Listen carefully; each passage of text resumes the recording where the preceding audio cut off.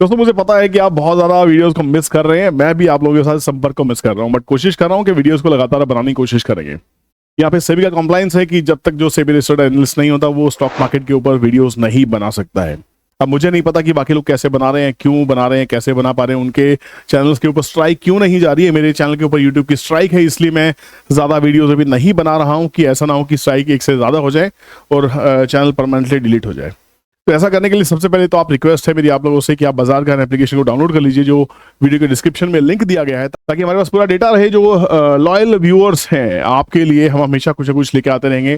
थोड़ा समय दीजिए, थोड़ा सब्र रखिए। आपने इतना पेशेंस रखा है उसके लिए बहुत बहुत धन्यवाद, और आपको परेशानी हो रही है उसके लिए माफी चाहता हूँ। बट आप समझ सकते हैं ये चैनल आपके लिए ही है, चैनल ही नहीं रहेगा तो हम और आप क्या करने वाले हैं ना। यहाँ पे आज जिस कंटेक्स्ट को, जिस टॉपिक को मैंने पकड़ा है बहुत ही सेंसिटिव है। मुझे लगा चलो तब तक हम स्टॉक स्पेसिफिक वीडियो जब तक नहीं बनाते हैं तब तक आपको कुछ सिखाया जाए, समझाया जाए। और आज का वीडियो बेहद ही ज्यादा इंपॉर्टेंट होने वाला है, क्योंकि यहाँ पे मैं अपनी एक ऐसी चीज आपको सिखाने वाला हूँ जिसके ऊपर मुझे बहुत दमखम है, जिसके ऊपर बहुत विश्वास है। अब कोई भी चीज गारंटेड नहीं होती स्टॉक मार्केट के अंदर में, बट यहाँ पे जो जो मैं आपको सिखाने वाला हूँ, इसकी जो एक्यूरेसी है, अगर आप इसके ऊपर काम करने की कोशिश करेंगे तो शायद आप भी उसी तरह से स्टॉक सिलेक्शन कर पाएंगे जिस तरह से मैं स्टॉक सिलेक्शन करता हूँ। आज की वीडियो का जो टाइटल है, जो आपने थंबनेल में देखा ही होगा कि स्ट्रॉन्ग स्टॉक्स को कैसे पहचाने। मतलब अगर आप स्विंग करना चाहते हैं, आप इंट्राडे करना चाहते हैं, आप स्विंग करना चाहते हैं, आप वीकली पोजीशंस लेना चाहते हैं, मंथली ब्रेकआउट ढूंढ रहे हैं, तो ऐसे स्टॉक्स को पहचाना कैसे जाए, ऐसे स्टॉक्स की पहचान क्या होती है। तो इस वीडियो को पूरा देखना है, अंत तक देखना है। वीडियो शुरू करते हैं। तो आगे बढ़ने से पहले चैनल पे नए हैं तो चैनल को सब्सक्राइब कर लीजिए, बेल नोटिफिकेशन को हिट कीजिएगा, ताकि बाजार ज्ञान का हर वीडियो आप तक पहुंच सके और बाजार का डिटेल्ड ज्ञान आप तक सही समय पे मौजूद हो। और अगर आपको वीडियोस पसंद आते हैं, लाइक कीजिएगा, कमेंट कीजिएगा और दोस्तों में शेयर जरूर कीजिएगा, ताकि इससे बाकी लोगों का ही भला हो सके। अब यहाँ ढूंढने वाले हैं स्ट्रॉन्ग स्टॉक्स। ध्यान से देखिएगा, वीडियो 5 मिनट का वीडियो नहीं हो सकता, वीडियो थोड़ा लंबा होगा, क्योंकि सीखना है तो अपने स्कूल में जब 12वीं क्लास तक आप बेसिक पढ़ाई कर चुके हैं तो यहाँ कम से कम 12 मिनट की वीडियो को तो देखना बनता है। करेक्ट, ठीक है। तो वीडियो थोड़ी सी लंबी हो सकती है। वीडियो जैसे मैं बना रहा हूं, मुझे नहीं पता, स्क्रिप्टेड वीडियो नहीं है कि 12 मिनट की वीडियो है या 15 मिनट की वीडियो है या 20 मिनट की वीडियो है। आपको जितना हो सकता है वो ज्ञान देने की कोशिश करूंगा। स्टेप बाय स्टेप चलेंगे, बिल्कुल हाथ पकड़ के चलेंगे। तो प्लीज अपने पेन पेपर को उठा लीजिए, नोट कर लीजिए, वीडियो को सेव कर लीजिए, वॉच लिस्ट में, वॉच लेटर में डाल दीजिए, ताकि आप बाद में बैठे हो तो बार बार वीडियो को जरूर देखिएगा और बैक टेस्टिंग करते हुए चलेगा। गारंटी किसी चीज की नहीं होती। दोस्तों मैं आपको बता दूं कि अभी मैं सेबी रजिस्टर्ड इन्वेस्टमेंट एडवाइजर या रिसर्च एनालिस्ट नहीं हूं, तो किसी भी तरह की लर्निंग के लिए जो कंटेंट हम यूज कर रहे हैं वो सिर्फ और सिर्फ एजुकेशन लर्निंग के लिए लिया जाए। किसी भी तरह की टिप उसको ना समझा जाए। जो स्टॉक्स हम यहाँ यूज करने वाले हैं, स्टडी करने के लिए होने वाले हैं, कोई भी गारंटी नहीं है कि आने वाले टाइम में स्टॉक भागेंगे या नहीं भागेंगे। हम देखेंगे इनसे स्टॉक्स को ढूंढा कैसे जाए। तो सबसे पहले क्या चीज जरूरी होती है, मैं आपसे पूछता हूं। मैं आपके सामने 2 चीजें रखता हूं। एक है जो सस्ती मिल रही है बाजार में, है ना, और हर घर में मौजूद है। एक वो आइटम है, एक आइटम है जो महंगा है, जिसकी स्कैर्सिटी है, घर में रिक्वायरमेंट तो है बट मौजूद नहीं है। तो डिमांड किसकी ज्यादा होने वाली है, उसकी जो घर में हर दुकान पे मौजूद है, जो सस्ता मिल रहा है, या वो जो हर किसी को चाहिए तो सही बट मौजूद नहीं है, जिसकी डिमांड बहुत ज्यादा, सप्लाई कम है। ऑब्वियसली आप बी को चूज करने वाले जहां पे सप्लाई कम है बट डिमांड ज्यादा है। जैसा आपको मैं बता दूं, मैं हमेशा ऐसे एग्जांपल देने की कोशिश करता हूं ताकि आपको समझ में आ जाए। बरसात का दिन आने वाले हैं, बरसात शुरू होने वाली हिंदुस्तान के अंदर में। बारिश के दिनों में ऐसी सब्जियां जो बाजार में जो पेरिशेबल है, बहुत इजीली पेरिशेबल, जैसे धनिया हुआ, है ना, आप टमाटर हुआ, आप कहेंगे कहाँ धनिया टमाटर से गा रहे शेयर बाजार में। आपके एग्जाम्पल ही ऐसे होने चाहिए जो आपकी रियल लाइफ से जुड़े हों, ताकि आपको समझ में आए। धनिया और टमाटर की अगर बात करें तो ये वो ऐसी चीजें हैं जो 10 रुपए किलो के हिसाब से मिलने वाली चीजें 200 रुपए किलो में पहुंच जाती है, क्योंकि ये दोनों प्रोडक्ट सड़ते हैं, दोनों प्रोडक्ट्स पानी से खराब हो जाते हैं और इनकी डिमांड कभी कम नहीं होती। सप्लाई भी आती है पर सप्लाई शॉर्ट हो जाती है, क्योंकि बारिश की वजह से ट्रांसपोर्टेशन में डिले आता है, पेरिशेबल प्रोडक्ट्स सड़ जाते हैं, गल जाते हैं, खराब हो जाते हैं। तो ऐसे में डिमांड वहीं की वहीं है, सप्लाई शॉर्ट हो जाती है और प्राइस इन्फ्लेट हो जाते हैं। 10 रुपए की चीज 200 रुपए तक चली जाती है। तो पहली चीज क्या है, फंडामेंटल स्ट्रांग होनी चाहिए, मतलब डिमांड बहुत होनी चाहिए। सप्लाई अच्छी होनी चाहिए तो प्राइस स्टेबल रहेंगे। सप्लाई जैसे ही शॉर्ट होगी, डिमांड आर्टिफिशियली क्रिएट की जाएगी या रियल डिमांड क्रिएट हो जाएगी, तो उसकी डिमांड बढ़ जाएगी, प्राइस ऑटोमेटिकली इन्फ्लेट कर ही जाएगा। अब ऐसा होता है कि जब कोई स्टॉक, फॉर एग्जांपल टमाटर की हम बात कर रहे थे, तो टमाटर मान लीजिए गिरते गिरते 10 रुपए किलो पे आ गया, क्योंकि सप्लाई ढेर सारी हो गई। तो ऐसा समय आएगा ना जब सप्लाई शॉर्ट होगी, डिमांड तो बरकरार रहेगी। तो ऐसे में होता क्या है, कुछ स्टॉक्स लगातार गिरते रहते हैं, फंडामेंटल्स बड़े स्ट्रांग होते हैं। तो सबसे पहले आपको ये जानना जरूरी है कि किसी भी स्टॉक का जिसमें आप निवेश करने वाले हैं या स्विंग ट्रेडिंग के लिए चूज करने वाले हैं या इन्वेस्टिंग के लिए चूज करने वाले हैं, उसके जो फंडामेंटल्स हैं they should be absolutely strong. Fundamentals को कैसे चेक किया जाए, हम एग्जांपल की कुछ भी पकड़ते हैं। आप screener.in पे या किसी भी जगह जा सकते हैं जहां भी आपका अकाउंट है या फ्री में आपने लॉगिन आईडी आपने यूज करके बनाया हुआ है, कोई इशू जैसे मेरा अपना खुद की डिटेल्स मैंने डाली हुई है, तो स्क्रीनर पे जाइए, आप किसी भी स्टॉक के बारे में आप स्टडी करने की कोशिश कीजिए। फॉर एग्जांपल हम बात कर लेते हैं, रैंडम स्टॉक उठाते हैं तानला, है ना, ये बिल्कुल किसी भी तरह की इन्वेस्टमेंट या ट्रेडिंग एडवाइस नहीं है, ऐसे रैंडम स्टॉक उठा रहा हूं, कुछ भी दिमाग में आया। तानला प्लेटफॉर्म से एक कंपनी है जो आप देख सकते हैं, जो हैदराबाद बेस्ड कंपनी है, और यहाँ पे इसके फंडामेंटल्स को मुझे चेक करना कैसे है। तो सबसे पहले तो ये दिखाया जाता है कंपनी कितनी पुरानी है, कंपनी प्रॉफिटेबल है या नहीं है, कंपनी के रेवेन्यू स्टेबल हैं या बढ़ रहे हैं, हमें ये देखना होता है। हमें ये देखना होता है कंपनी के ऑपरेटिंग प्रॉफिट मार्जिन्स बढ़ रहे हैं, घट रहे हैं, स्टेबल है, गिर रहे हैं, जिससे हमें ये समझ में आता है कि अगर कंपनी ऑपरेटिंग प्रॉफिट जनरेट नहीं कर पा रही, सेल्स रेवेन्यू नहीं हो पा रहा, तो शायद मैनेजमेंट की कमी है, क्योंकि मैनेजमेंट जो अवेलेबल रिसोर्सेज हैं उसको अच्छे से यूज नहीं कर पा रही है। तो ऐसे केसेस में हम बहुत से एग्जांपल लेने की कोशिश करेंगे। तानला प्लेटफॉर्म में सबसे पहले हम यहाँ क्वार्टर्स पे अगर आप जाते हैं, या सपोज पीएनएल पे आप चले, पीएनएल में सबसे ऊपर आपको सेल्स दिखाई देगी। किसी भी कंपनी की जो रीढ़ की हड्डी होती है सेल्स होती है। अगर माल बिक ही नहीं रहा तो ऑपरेटिंग प्रॉफिट तो आएगा ही नहीं, नेट प्रॉफिट तो बहुत दूर की बात है। अब नेट प्रॉफिट क्या है, जब सेल्स करते हैं उसमें से कुछ एक्सपेंसेस लेस करते हैं तो ऑपरेटिंग प्रॉफिट निकल के आता है। ऑपरेटिंग प्रॉफिट से जब आप डेप्रिसिएशन को लेस करते हैं, इंटरेस्ट लेस करते हैं, तो आपका फिर नेट प्रॉफिट आपके सामने आता है। टैक्स पे करते हैं उसके बाद भी नेट प्रॉफिट बच जाता है। हम बहुत सारे एग्जांपल लेंगे यहाँ पे, ठीक है, समझने के लिए। फॉर एग्जांपल यहाँ पे 2014 से कंपनी हमारे पास में डेटा अवेलेबल है, तो 2025 में खड़े हैं, तो ऑलमोस्ट कितने साल का हो गया, 10 साल से 11 साल का डेटा आपके पास में। तो आप कम से कम सोच सकते हैं 10 साल से कंपनी काम कर रही है, पहला फंडामेंटल क्लियर हो गया है ना। तो 105 करोड़ की सेल्स हुआ करती थी, फिर अगले साल 240 करोड़ की हुई, 432 करोड़ की हुई।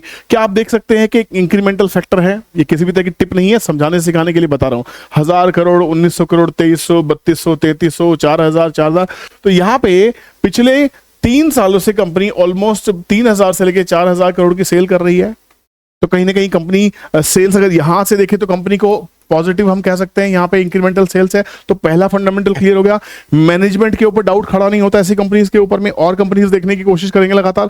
एक्सपेंसेस की बात करें, एक्सपेंसेस देखिए, कंपनी धंधा करेगी तो खर्चे भी बढ़ेंगे, खर्चे भी लगातार बढ़ रहे हैं, कंपनी के खर्चे भी बढ़ रहे हैं।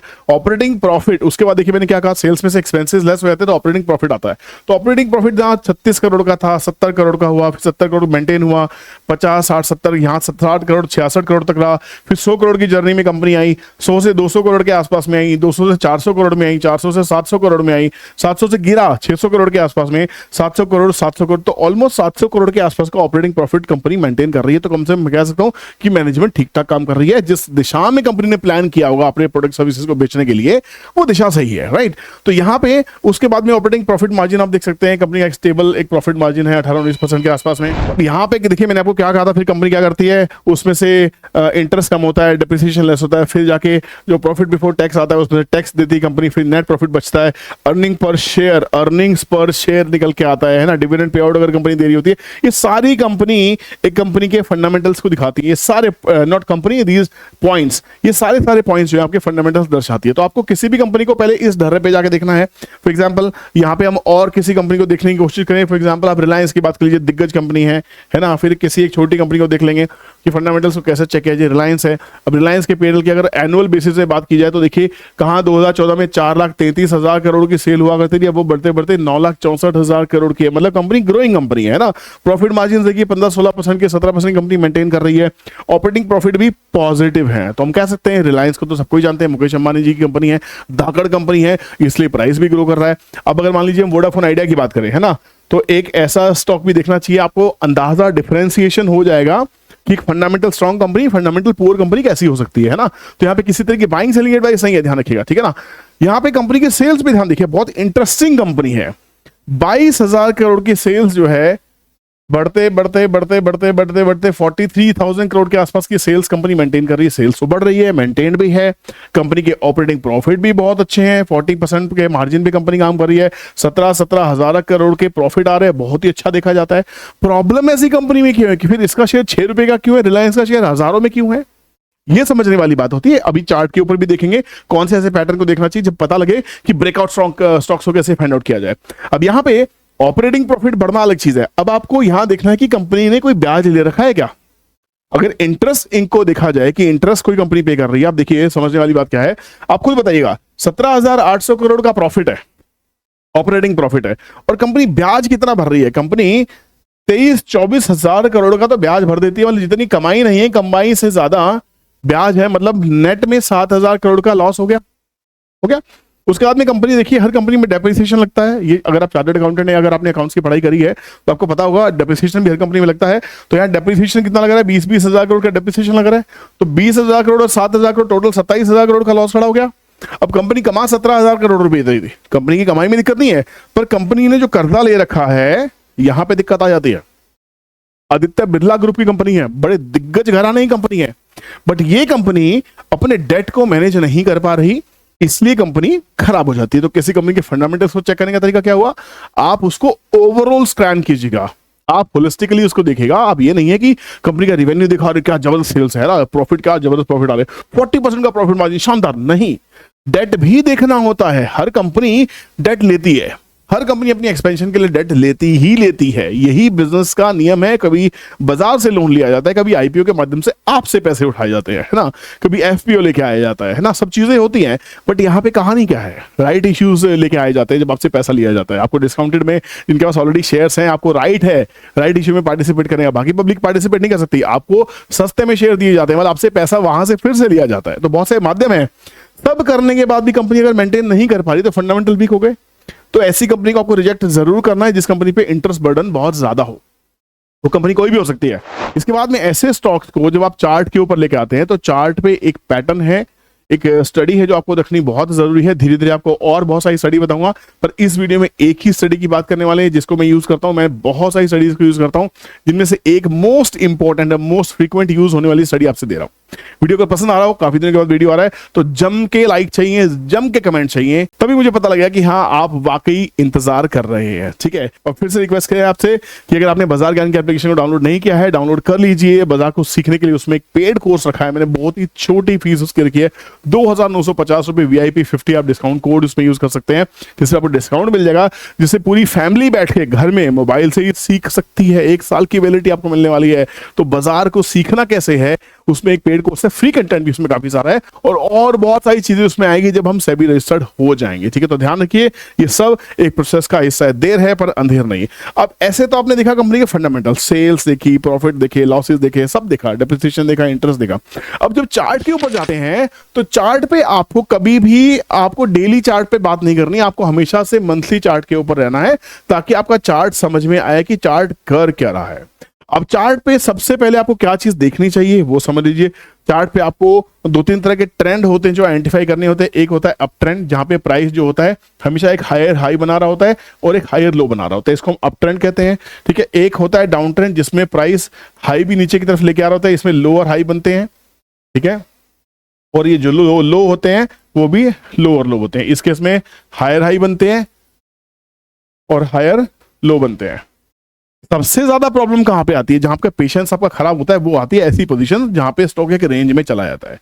रेंज में ट्रेडिंग करने के लिए ये बहुत ही बड़ा पैटर्न है, बहुत ही सिंपल पैटर्न है। इसमें आप यहाँ पे एंट्री कीजिए, यहाँ निकलिए, यहाँ पे एंट्री, यहाँ पे, पर हर बार एक छोटा सा स्टॉप लॉस आपको जरूर प्लान करना होगा। बिना स्टॉप लॉस के आप इसमें ट्रेडिंग नहीं कर सकते। शॉर्ट कर रहे हैं तो यहाँ पे भी स्टॉप लॉस होना चाहिए अगर एफ&ओ का स्टॉक है तो, नहीं तो इक्विटी वाले स्टॉक्स में स्टॉक करने की गलती आप नहीं कर सकते हैं। यहाँ पे सबसे ज्यादा लॉसेज होते हैं क्योंकि कभी कभी छोटी रेंज में स्टॉक फंस जाता है, 2 महीने, 4 महीने, साल भर, 2 साल भर भी फंस सकता है। ये बाजार है, उस स्टॉक की नेचर है, उस स्टॉक का बाइंग सेलिंग प्रेशर है जो उसको वैसे पैटर्न में लेके आ रहा है। अब कहानी आपको क्या करनी चाहिए, मेरे को जो सबसे खास पसंद चीज है, ट्रेंड को आइडेंटिफाई करने के बाद में मोस्ट इंपॉर्टेंट इंडिकेटर जो मेरे पास में आता है वो आता है 70-30। अभी 70-30 क्या है, ये है RSI। इसके ऊपर पहले भी मैंने वीडियोस बनाई है, चैनल पे जाके स्कैन कीजिएगा, बहुत ही इंपॉर्टेंट है।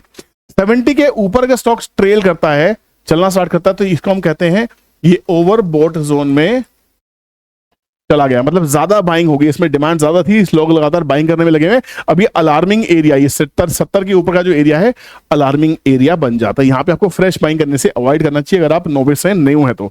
30 के नीचे क्या है, ये ओवरसोल्ड है। ये पैरामीटर्स है, बनाए गए हैं, इंडिकेटर है, आप चाहें तो बिलीव कीजिए, नहीं चाहे तो छोड़ भी सकते हैं। बट 30 के नीचे क्या होता है, ये स्टॉक 20 तक जा सकता है, 10 तक जा सकता है, 5, 6, 7 तक जा सकता है। ये हिस्टोरिकली हर स्टॉक का अलग अलग आपको चेक करना पड़ेगा। 70 के ऊपर स्टॉक क्या होगा, 80, 90, 95 तक भी जा सकता है। 100 मैंने किसी को जाते हुए देखा नहीं है, ये इंपॉसिबल सा टारगेट है। 90, 95 तक बहुत जाते हैं। पर अगर मंथली टाइम फ्रेम और वीकली टाइम फ्रेम पे, ये ध्यान रखिएगा, ये सबसे इंपॉर्टेंट लर्निंग आपको दे रहा हूं, कोई एडवाइस नहीं है। मंथली चार्ट और वीकली चार्ट जो हायर टाइम फ्रेम है, बड़े टाइम फ्रेम है, अगर वहां पे आरएसआई में स्टॉक 90, 80 के आसपास में पहुंच गया है, कितना ही अच्छा स्टॉक क्यों ना हो, उससे बाहर आपको आ जाना चाहिए, क्योंकि बहुत ज्यादा चांसेस वहां पे बन जाते हैं कि स्टॉक वहां से रिट्रेस करने लगे। हो सकता है जिसने नीचे से माल खरीदा वो माल बेचने लगे, प्रॉफिट बुकिंग करने लगे।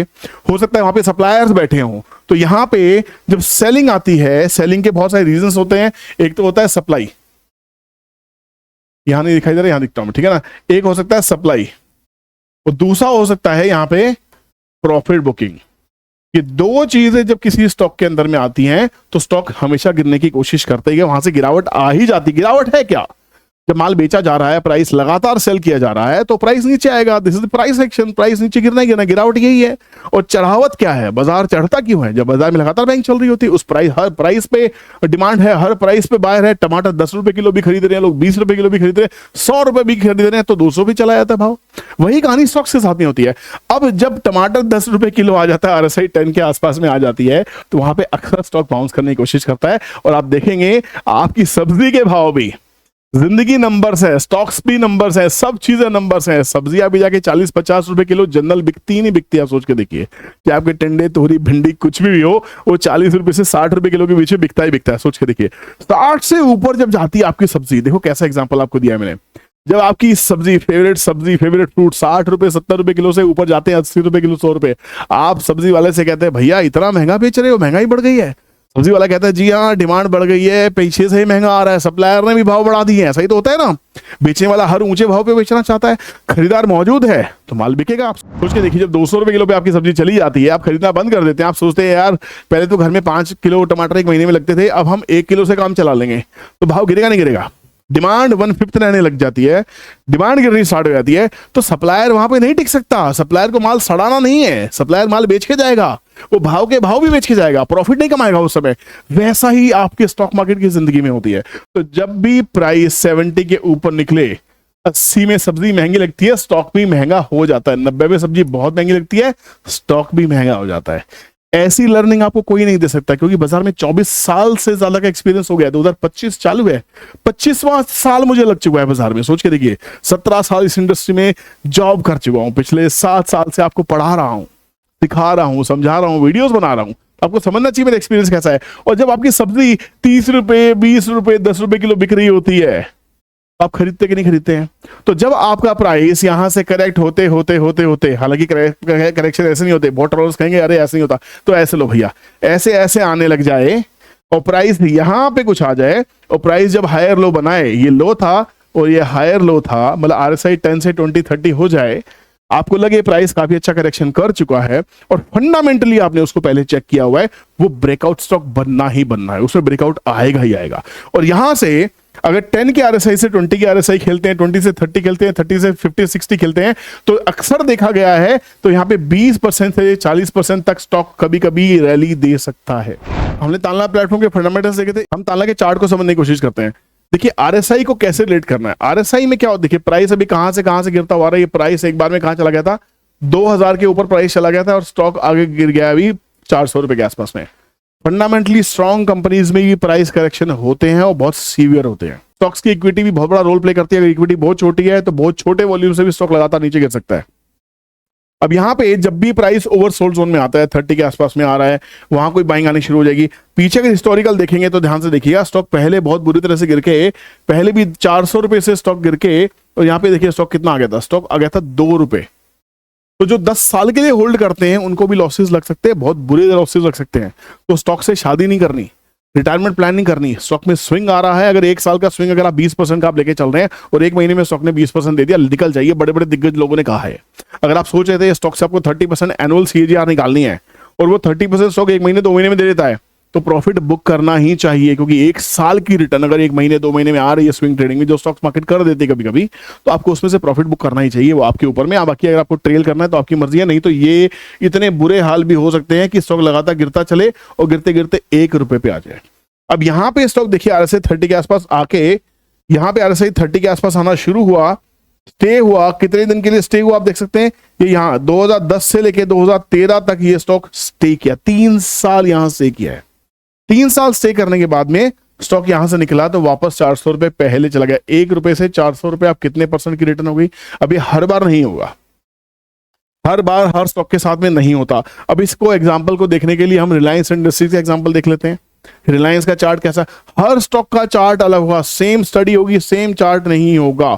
जब भी स्टॉक अगर आप देखेंगे हिस्टोरिकली देखिए, मंथली चार्ट पे RSI 30 का भी आता नहीं है वो।